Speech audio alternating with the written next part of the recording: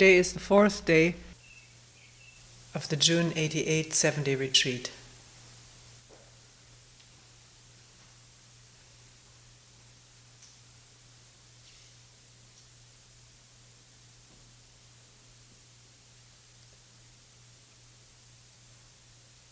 One person asked,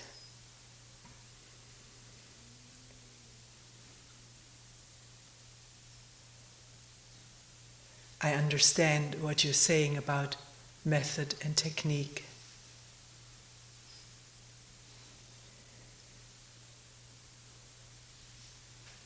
But then the question comes up, why do we sit at all? Isn't that too a method?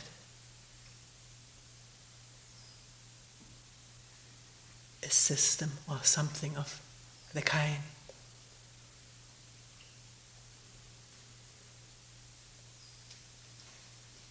Do we question at times why we sit?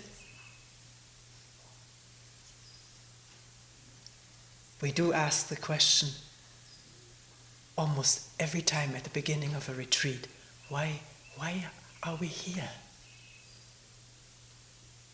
What do we want?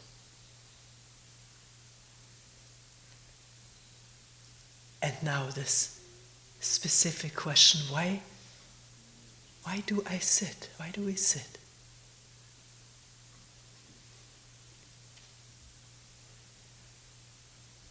If one has never asked this before, it can be a very revealing question. If one is free to look at all the motives, the more obvious ones that come up, and maybe some not so open ones, some hidden motives, maybe dating back years to the time one started sitting.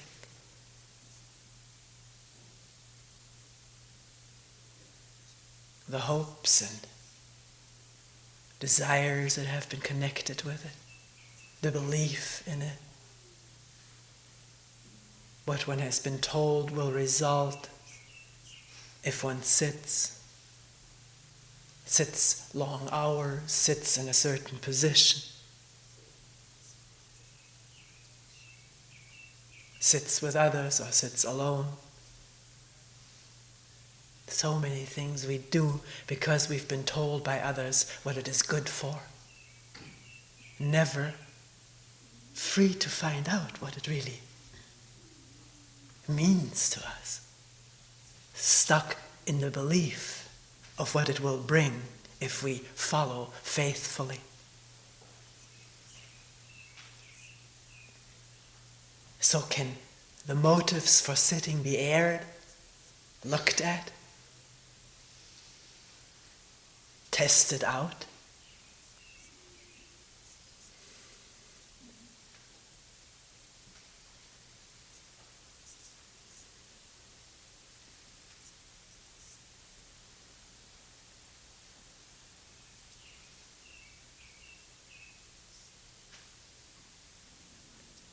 At one time when we changed from a certain system to a more free way of doing what one needed to do, not imposing any requirements or promise anything for doing the sitting, doing, walking, sitting. Not establishing any goals and questioning the motives. It turned out that most people, or at least many people, stopped sitting.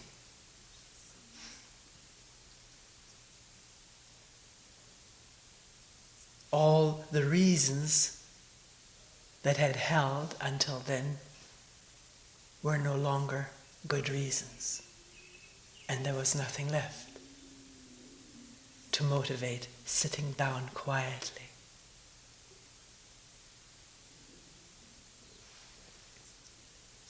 So this is always interesting when one examines motives of doing whatever one is doing and looks at the motives, the goals.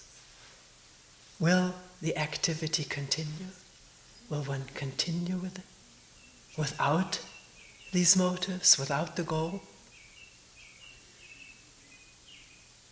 For its own sake?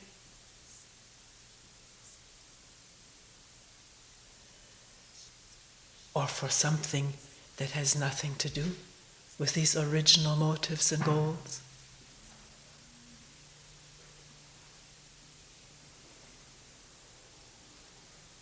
It's the beauty of not being promised, not being told, not being required, is to begin to feel and find out for oneself.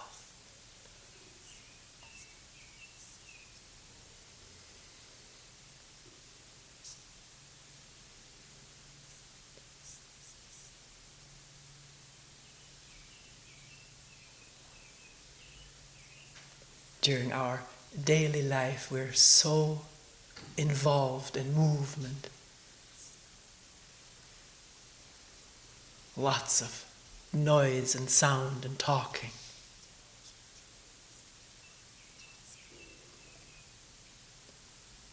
The pressures, the conflicts, the slurred over moments of no attention.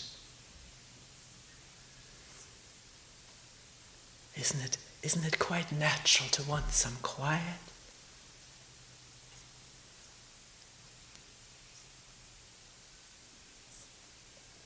To be able to listen and look at the inner turmoil, if that's there, or what's going on outside of oneself.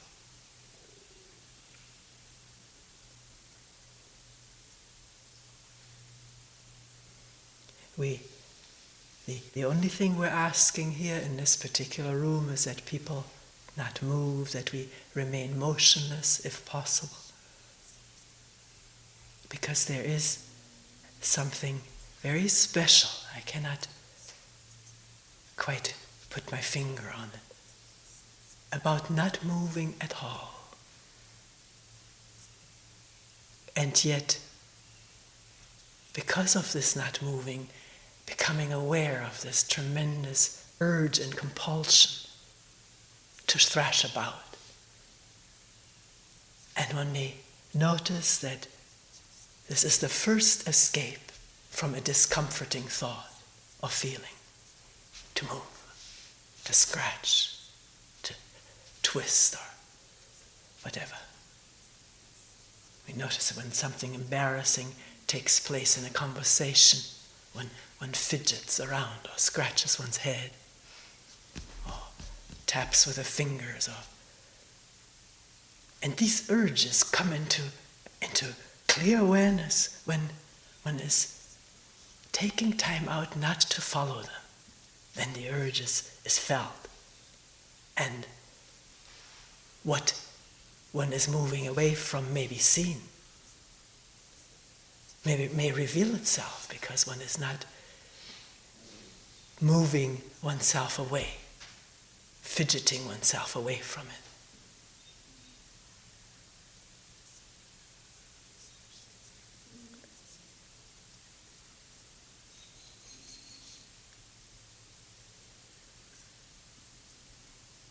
Also in sitting quietly with people together being quiet is one of the most unusual things, events to happen in this day and age, or maybe in any, except in some cultures, primitive cultures, to sit quietly in a circle or so was nothing unusual, so I read. But here, where everything we do together, we do something which involves talking, moving, exposing ourselves to stimulation.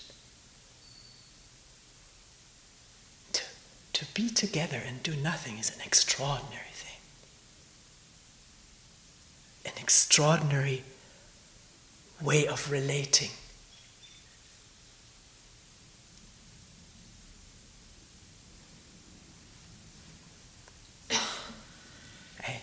remember feeling that strongly in the first retreat I went to. It was painful and had all kinds of disagreeable things to it, but the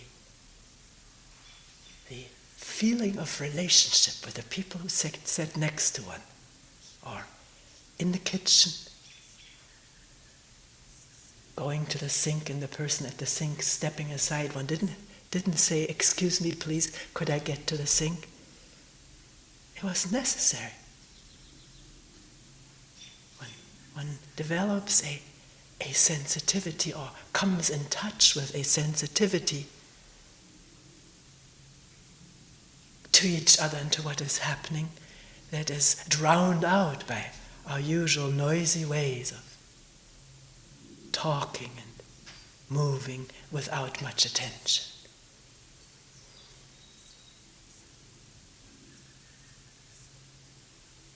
And having sat for a while quietly, alone and together, then stepping outside, it is a freshness and newness never seen or perceived before.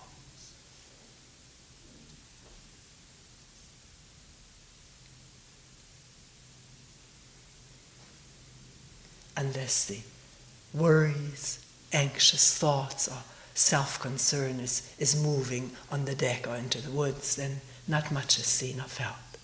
But one can become aware of that too. The enclosure of our self-concerned thoughts, how they cut us off, how they are the very means of isolation and separation.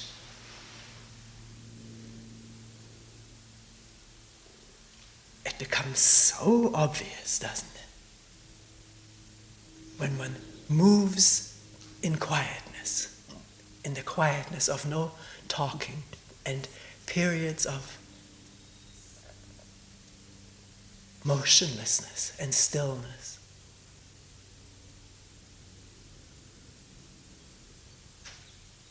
Not the stillness of thought. The thought is revealed as in no other way.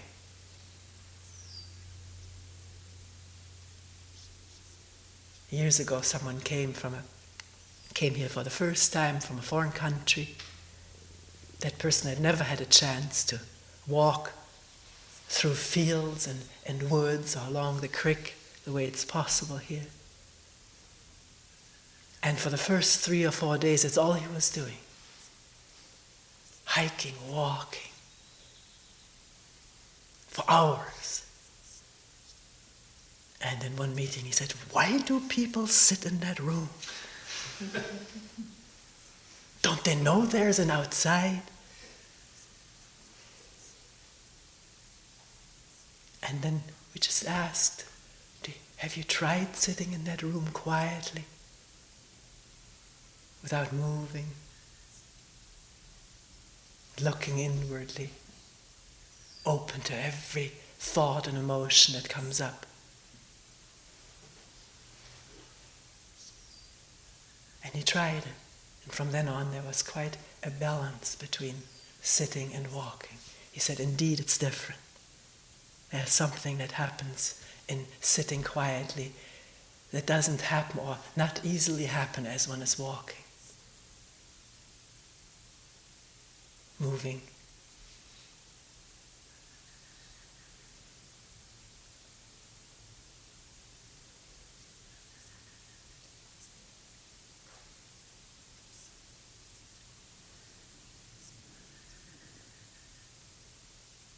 Also in sitting motionlessly for a while, as a possibility for energy to come into being, to come in touch with energy, to gather energy together, like in no other way I know of. The energy of stillness. I don't know, the words don't do it. I think you'll know what I'm talking about.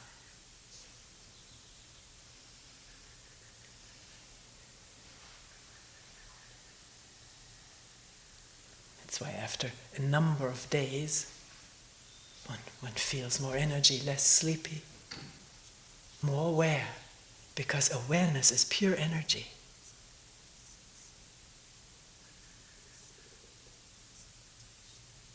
More in tune.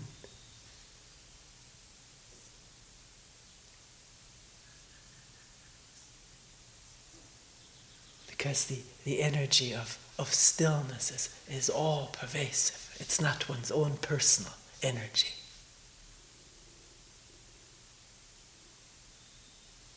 It's the energy of this entire universe, of which one is not separate, from which one is not separate, even though we think we are. Pride ourselves in being separate and independent, or suffer from our isolation.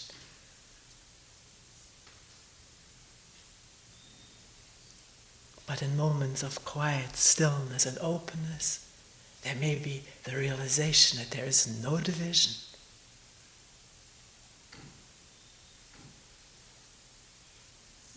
No division between what we call breathing and what we call the wind.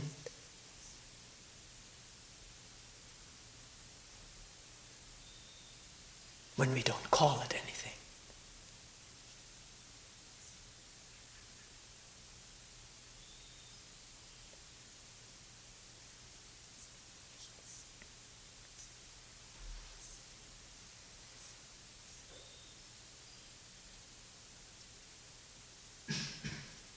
Having discussed effort yesterday, maybe even the day before, has stirred up quite a bit in some people. And we will talk a little bit more about effort.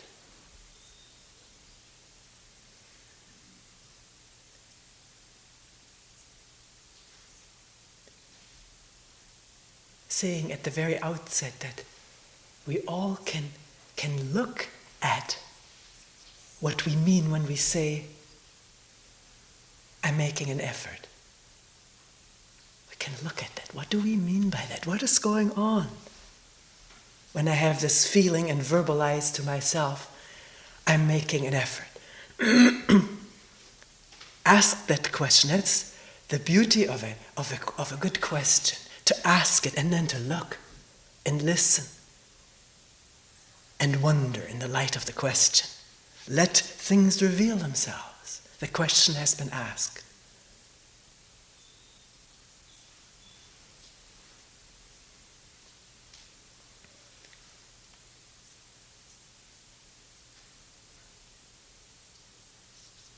If one sits and has the feeling one makes great effort to remain attentive and great effort not to get all consumed by thoughts or desires, and then hear somebody say, attention is no effort, that arouses anger in some people.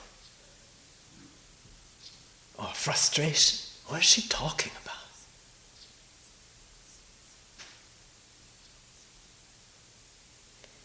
Yeah, I'm struggling. And someone says it's no effort. So, can one look at the struggle? What is the nature of the struggle that one calls effort?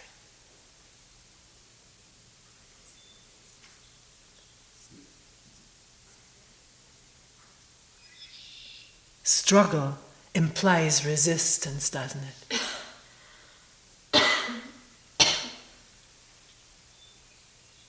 One person said, in thinking about it, except for the few things that really come natural, like keeping warm or eating, or that I really like to do, love to do, everything is an effort, isn't it? Getting out of bed is an effort. Going to work is an effort. And so forth. Isn't everything an effort? I'm not verbally quoting, but this is what was about the content of the question. Right now, popping up in the mind is our little granddaughter and grandson in the morning. There's no effort of getting out of bed. There's a joy of getting out of bed and climbing in with grandma and grandpa, bringing things, talking. Our granddaughter still is in a crib. She doesn't climb out, but she verbalizes and vocalizes, sings, does all kinds of things.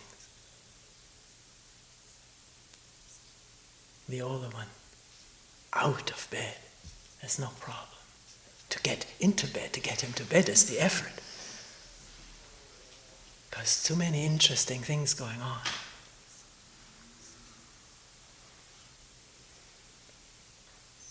Remember one of the first walks we took in a hilly terrain.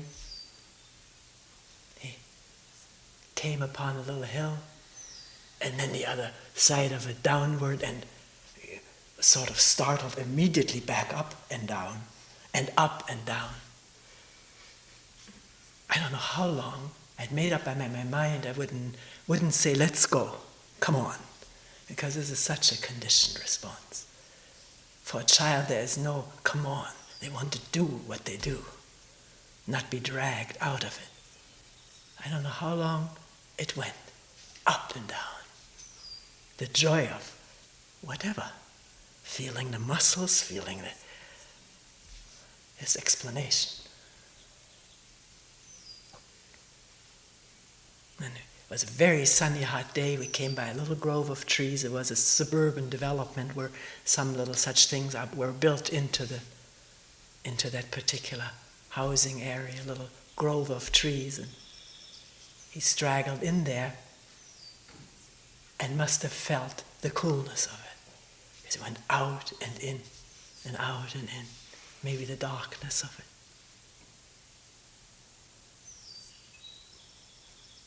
And by some cars touching the hubs and tires, but with the hands all around, climbing under it.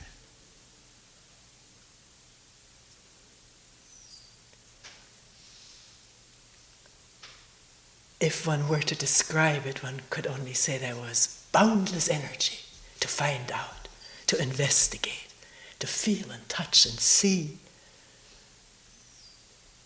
but not effort. Because effort, I think the word, and we can agree to define it that way, effort implies resistance. That one has to break through in order to make it. And to break through the resistance needs the willpower. Willpower and resistance are a pair there, the Siamese twins. They go together. When there's no resistance, no need for willpower, is there? Then the doing happens, flows. So, in feeling that one has to make this effort to remain with the practice or try to be attentive, can one look at the resistance? Give that some kindly attention. I say kindly, meaning not try to manipulate it, get rid of it, think it's bad, I shouldn't have it, but wonder what resistance is, because it permeates the whole day, doesn't it?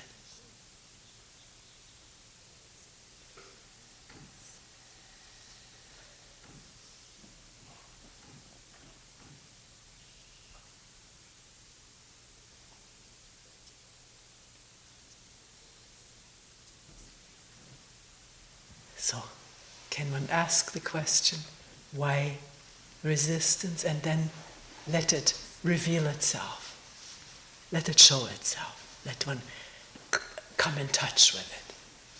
With no attitude, no point of view or program to get rid of it. it melts on its own when there's no attack.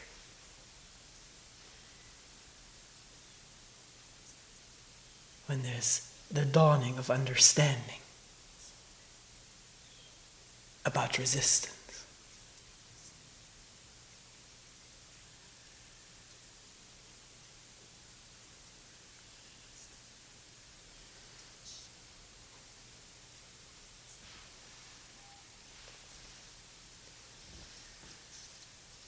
So yes, in sitting there's energy, in listening there's energy. Walking, getting out of bed, using the legs to stand on, standing up after sitting, one feels it takes energy, obviously. Everything is energy, this whole universe. Energy and vast space.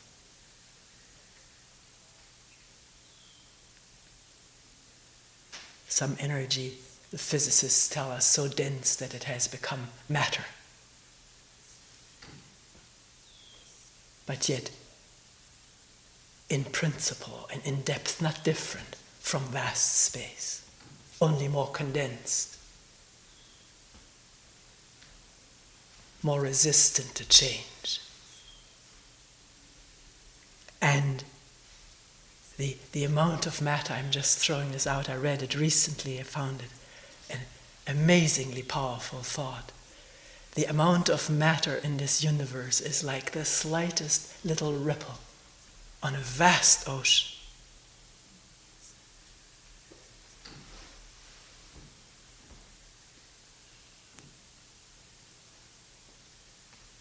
I read, and there's a book by a theoretical physicist, it's not a science fiction writer, that the amount of energy in 1 cubic centimeter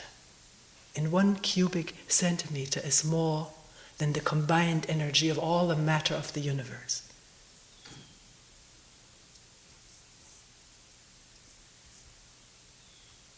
One cubic centimeter of empty space, so-called empty space. That energy is greater than the energy of all the matter of the whole universe combined.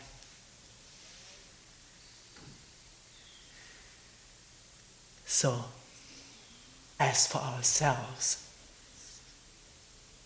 the tiniest of ripples on an ocean of empty space with this energy. And how serious these tiniest of ripples take themselves.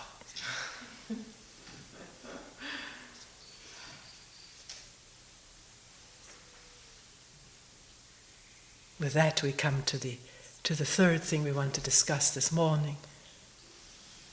This whole immensely complex question of what is the self?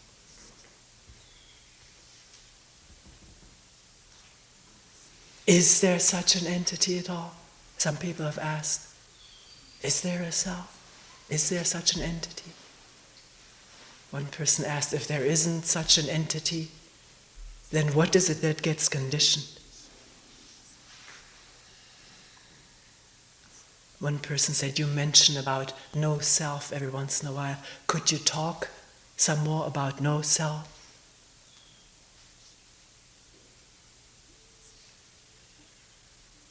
But it's quite clear, isn't it, before we can talk about no self, if we can at all talk about it, we have to understand this deep-seated feeling and conviction and belief that we are indeed a separate entity.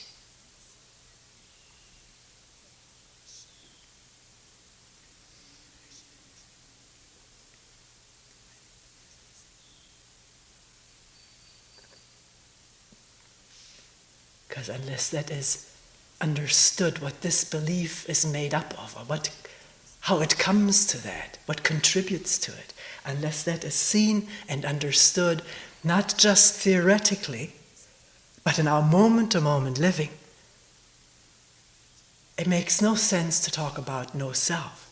That just becomes another goal to reach and to think about while not looking at the self. as it manifests in our moment-to-moment living in relationship and alone.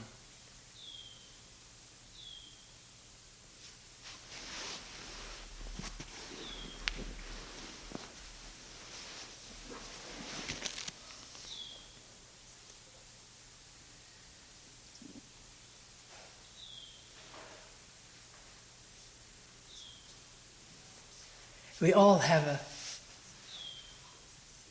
an idea or maybe a realistic feeling for what we call selfishness. We've been told all our life, don't be selfish, or you're so selfish. Be unselfish. So we have some feeling for what it means to be selfish, at least upon some reflection. Maybe at the moment one doesn't have the feeling. One just feels this is my right, or it's only fair. But want to have one's own way, get more, take away from others, think only of one's own advantage, profit and so forth, is, I think, agreed upon to be selfish. But there's much more to this self than the obvious manifestations of what we call selfishness.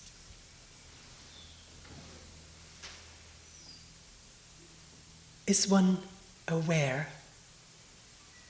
of having innumerable self-images?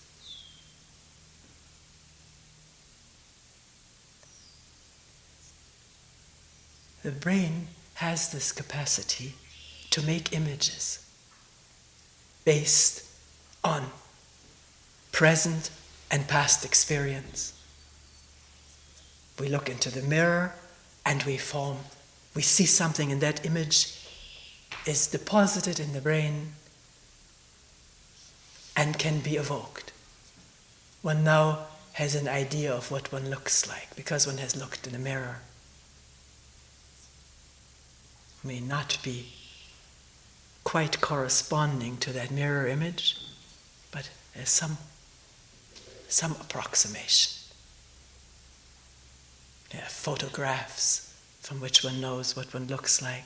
Usually, or often, one doesn't like the picture because one has much better image of oneself. Says a picture is poor. But maybe it shows quite realistically how one looks at times. And one doesn't want that. So there are ideal images of what we look like in our mind. We can look at them right now, can't we? Upon command, the brain can produce this image of oneself. It may be an old image. It may not change with the times, and as one gets older, looks in the mirror, one is horrified. This is not what I really look like. And then comes the whole fear of getting old.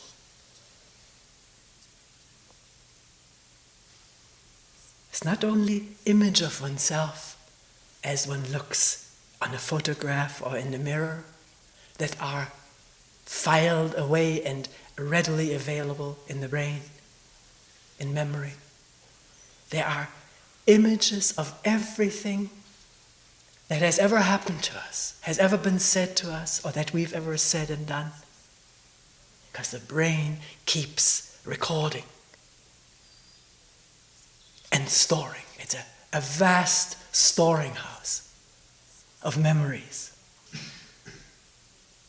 of what we have experienced, been told, have seen, have done, have thought, now and in the past, is immediately stored in the brain.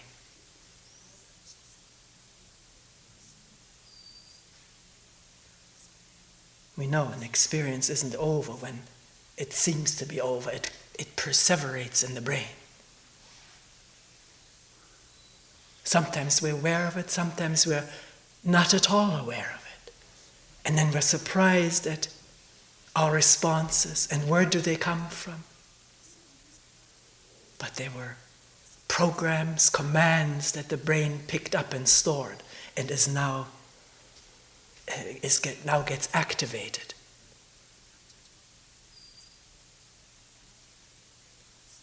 In addition to vast storing of everything that's going on and has gone on, as impressions, as pictures, as words, in addition to that capacity, there is the capacity with this large brain that has developed through the millennia to this moment.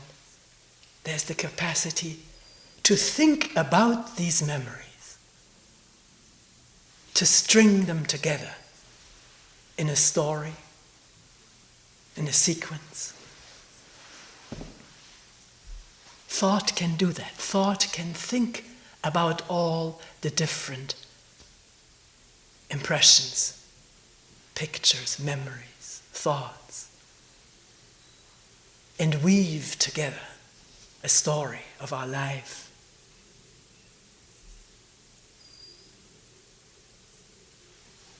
To which most of us are very attached.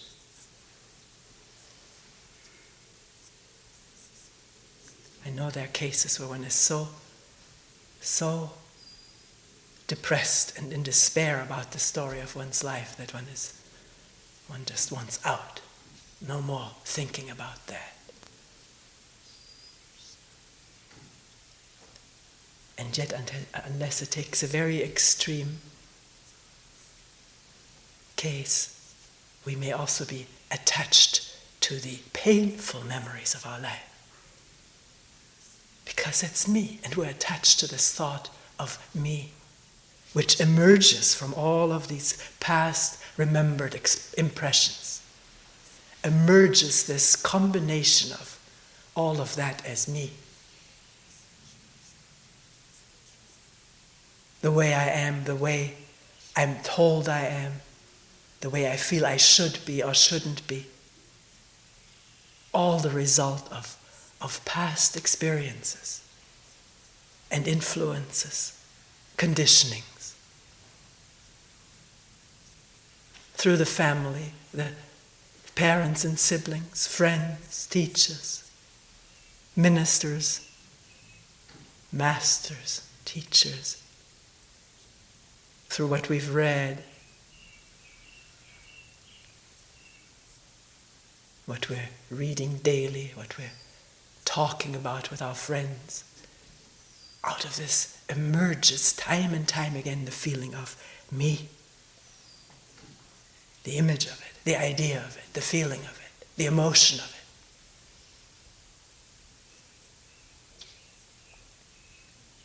it. And one of the simplest ways in which to get in touch with this accumulation of images is when we get hurt. When somebody calls us a name, slights us, does us unfairness.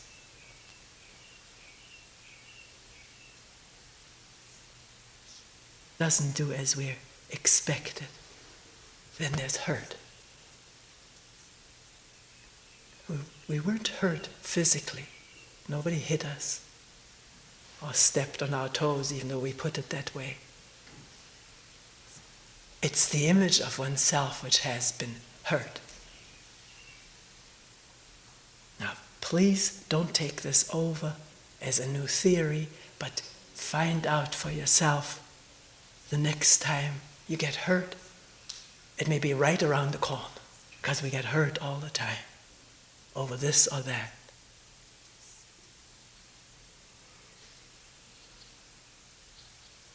What somebody says to us, the way we are treated, and so forth. It doesn't even have to happen in actuality. We can think about having been hurt before and feel hurt. Over and over again.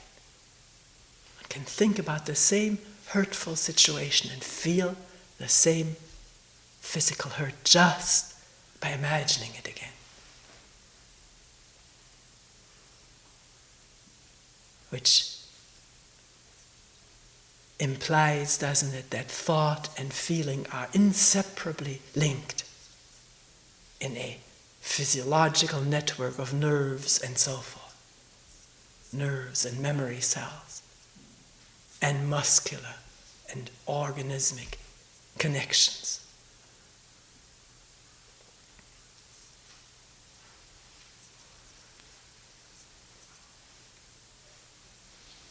And not only is the present remark that somebody makes the trigger of the hurt, but our past hurts come into play with this present hurt.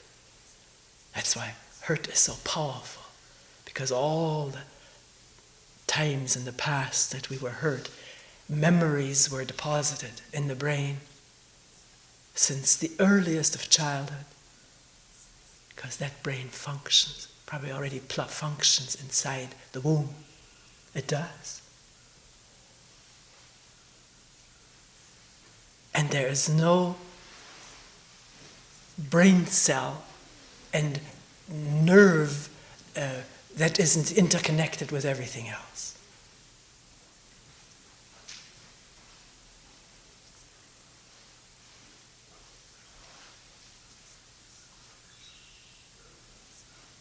So very often, I think we talked about it in this retreat, the incident at this moment which hurts our feelings, gives us pain, may be trivial in comparison with what it invokes from the past being projected onto this present incident. The person who is hurting us, seen for a person maybe who hurt us long ago, when it was a most traumatic effect maybe, or in early childhood.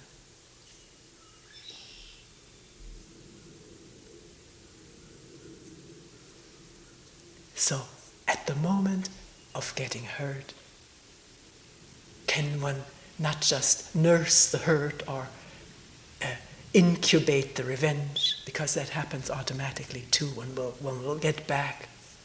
It's not a conscious decision, it is an automatism of this human mind to get back for received hurt, to pay back. The Bible has it inscribed, an eye for an eye, a tooth for a tooth. It's religiously sanctioned in that particular religion, maybe in others too, to pay back what one has received. So can one watch that? Because if it happens, automatically it will continue endlessly. Because the person who is hurt back by me will need to hurt back someone else. Maybe not me, maybe someone else. There's a tremendous question to ask whether hurt can be felt and seen and not perpetuated. And not through control, because that perpetuates something, but through the intelligence of insight, of understanding.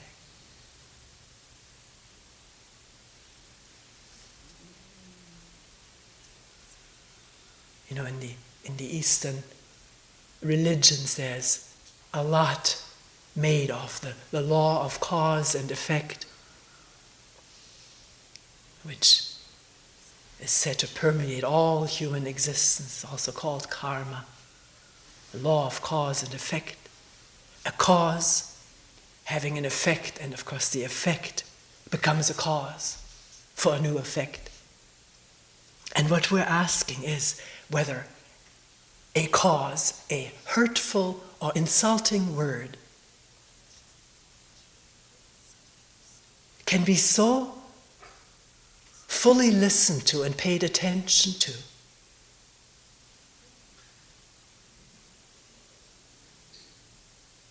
in its effects, that this effect, the hurt, does not become a new cause. That this chain ends in seeing the cause and the effect clearly, and the consequences of this chain continuing. And by seeing that, no new cause. The ending of the effect, the ending of the hurt through understanding. Is that possible? It is possible.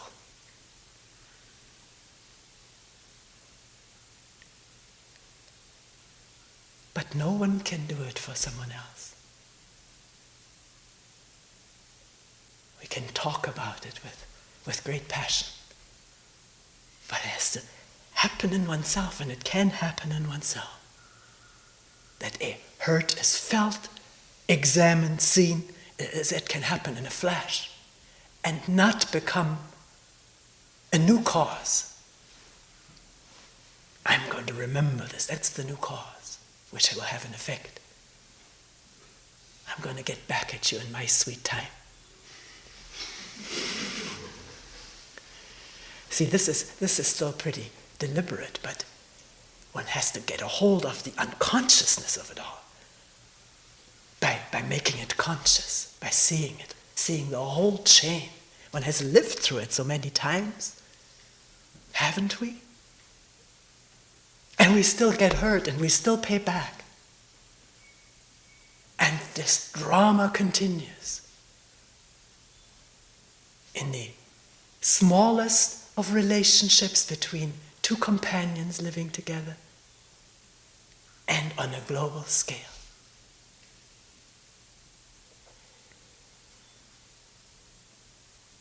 One can see as just an example, not to pick it out or pick on it because it's going on all over the world. But in the Middle East, can one see the endlessness of it? Unless this chain is broken, which would mean what?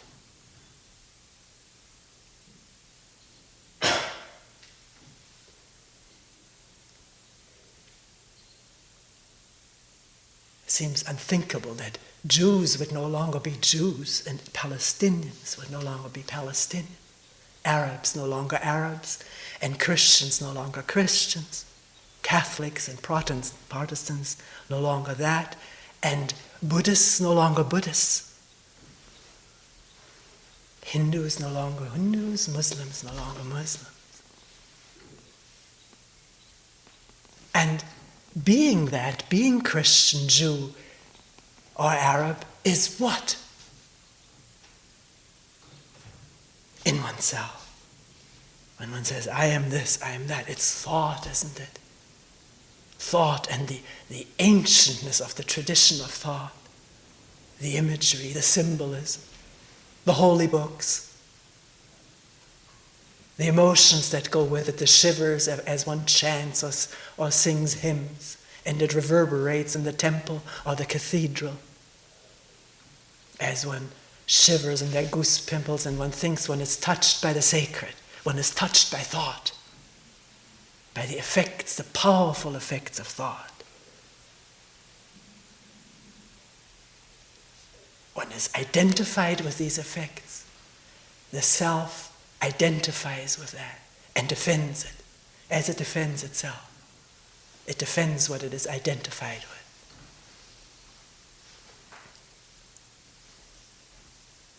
And what it is defending is in fact a mistake. The mistake that the name we give ourselves, the category we put ourselves into, whether it's national category, religious, or whatever, ideological, that is a real thing, a real divisive part.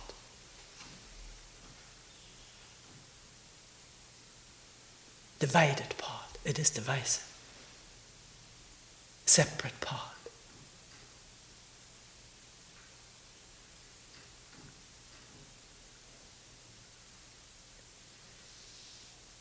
Hurt is one occasion in which we can observe the functioning of the self-image. Being praised or flattered is the other side of the same coin.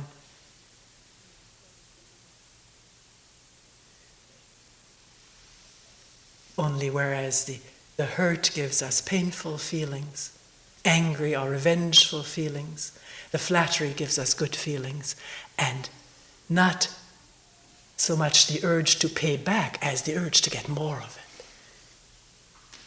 Wanting to be with that person again because this person really makes me feel good. Says I'm lovely or lovable or whatever.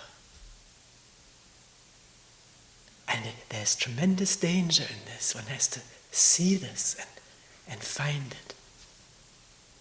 Because if we want more of that praise or flattery, we become exploitable.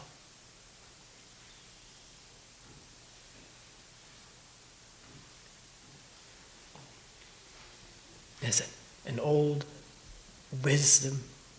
If you want something of somebody, start flattering him or her.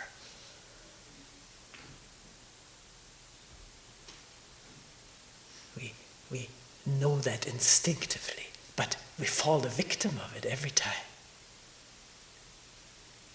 So can, in the presence of praise and flattery, be the same question whether the effect can dissipate without becoming a cause for wanting more and doing whatever it takes to get more of that flattery, the kind looks or kind words. Or I'm not saying every kind look is a flattery. We do look at each other kindly at times, don't we? Without wanting anything of each other.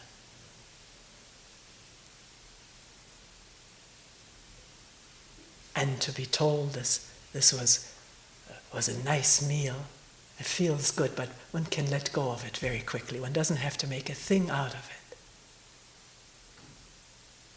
One doesn't need to become somebody in the process, the best cook or something like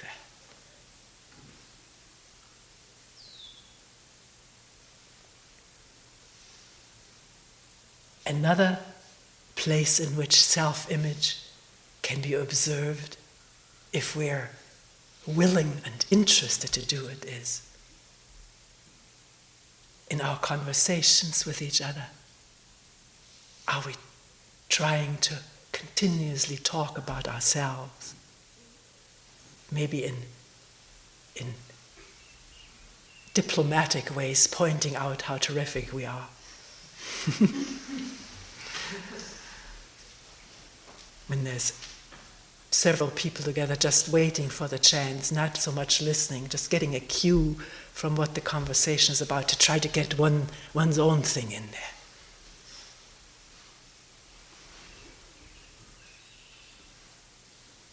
This tremendous urge to become important, to be considered important, to make oneself feel worthwhile. That's all operation of self-image. There's always that there.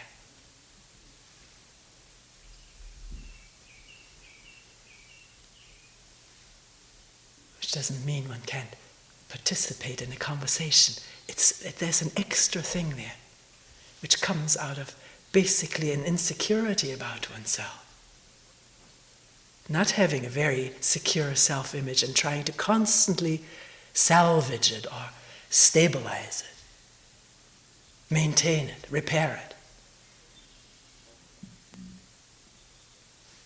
So, can one not only look at that going on, but at this basic insecurity? What is that?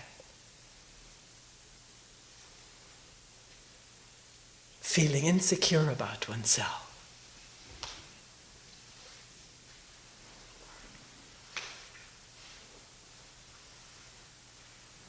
Which means,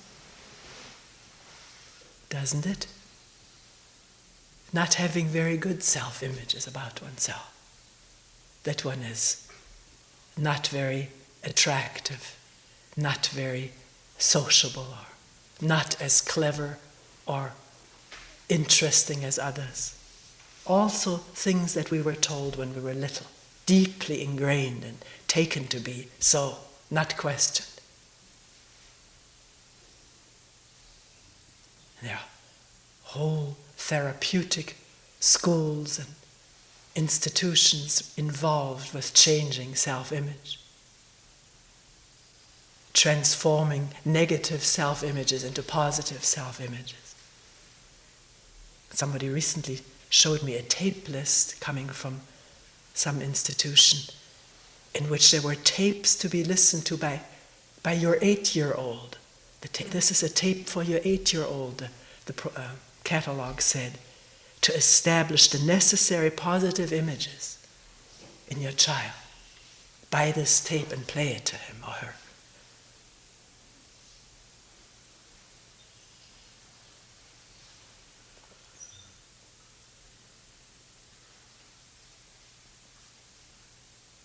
There's no denying the fact that negative images about oneself are a tremendous handicap because we believe in them.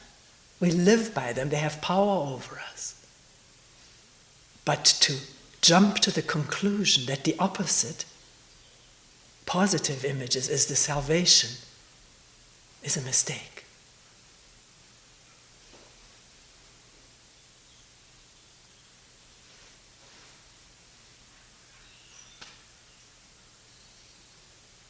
So, what we're asking is, can images be seen as they operate? And in this attention, in this awareness, no new image formed?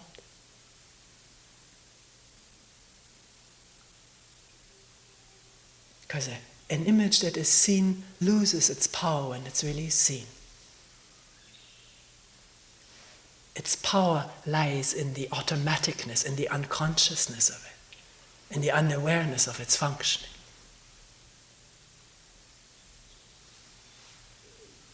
In that lies its greatest power. Another power, of course, of all the positive images lies that they immediately can induce good feelings, energy. And so we're really addicted to our images, our positive images, our future images of what we will be alone or with this particular person who has flattered us or felt good about us, of whom we already have an image. We are addicted to our images of ourselves now and in the future.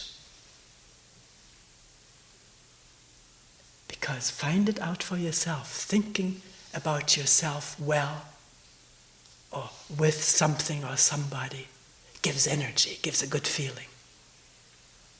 Instantly. That's why we fantasize so much about ourselves.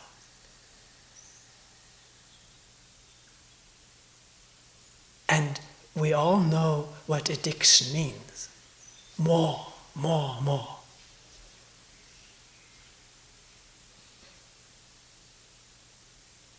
And in the fantasizing and being attached to the image, enclosure, separation from everyone else.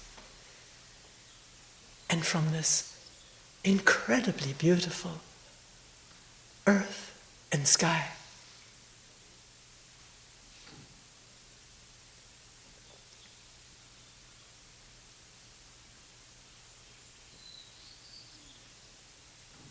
One person said something like this, going by the pond and watching these little insects skim across the water. The sound of the trees and birds and the hills, and this lovely fresh air with its fragrance. Why is there such misery in our relationship?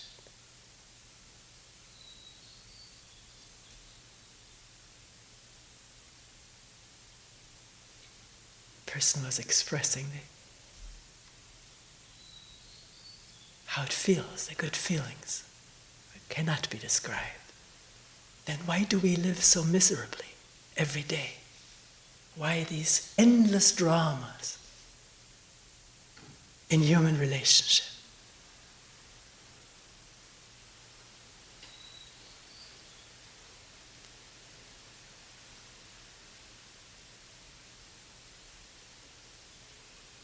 Because you can't really see the skimmers skim across the water and the multiple ripples, the whole pattern of ripples all across the surface of the water and the reflections of the clouds. You don't see that when you're involved with your drama, all wrapped up in your image, your hurts and your desires for what you image, for what you imagine you could have or be. Then there's a little cocoon.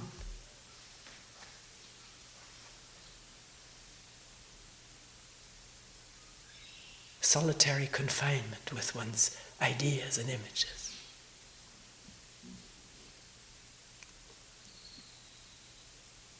And one doesn't hear the bird. Or does one?